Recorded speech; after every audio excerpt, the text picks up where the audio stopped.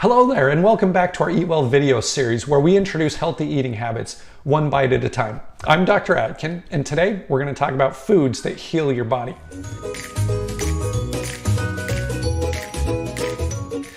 Now, as we start jumping into this video series, I want to give you an idea of where I learned some of these things from. So I studied from Dr. Christopher's School of Natural Healing. Now, Dr. Christopher passed away in the 1970s. His heyday was in the mid-1900s. And the reason why I am so glad that I was able to learn from him is I learned all the tried and true things that were true hundreds of years ago that are still true today. Now, one of the more modern contemporaries that I really like to learn from as well too, that has a lot of similar ideas, is Dr. Joel Fuhrman. He wrote Eat to Live, along with many other books. I'd strongly recommend you follow some of his stuff as well too.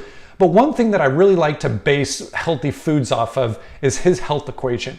Now, his health equation is that health equals nutrients divided by calories. And what that means is that foods that are high in nutrients are also low in calories, and vice versa. So when you take a food that's high in nutrients, like take salad, for example, right? There's lots of nutrients in salad. How many calories? Well, very few, right? You could eat bags and bags of salad and not be hitting your calorie needs for the day. And on the other hand, when you take something super high in calories, your processed, pasta or crackers or chips or whatever else, you're going to get a lot of calories and very few nutrients. So it's a really good health equation to base that off of. One fun little example is something that shows, how much it takes to get to 400 calories. So how much oil do you need to get to 400 calories? Not much, right? Same thing with fried chicken. Well, you can have a belly full of salad to get those 400 calories and be much more nutrient dense. So as we start looking and talking about healthy foods, that's what we're looking at. What has the highest nutrient with the lowest calorie? And then, by the way, we talk about counting calories, right? You don't need to count calories when you're eating nutrient-dense foods because, quite frankly, your body's going to shut you off before you get too many calories if you're eating the healthiest foods possible. So let's look at this list of foods that heal the body. So this is Dr. Fuhrman's pyramid. I think it's his Nutritarian pyramid or something like that. But anyway, when we look at what we should be eating, the vast majority of what we should be eating is fruits and vegetables. Vegetables lays the foundation. Now, I know people talk about, well, should we steam our vegetables? Should we eat raw vegetables? Should everything be raw? Should we juice it? And the answer is, listen, it's all good.